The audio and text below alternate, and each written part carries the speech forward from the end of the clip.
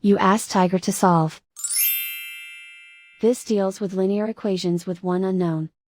The final result is h equals -7/3. Let's solve it step by step. Simplify the expression. Expand the parentheses. Simplify the arithmetic. Group like terms. Multiply the coefficients. Group like terms. Combine like terms. Group all constants on the right side of the equation. Subtract 2 from both sides. Simplify the arithmetic.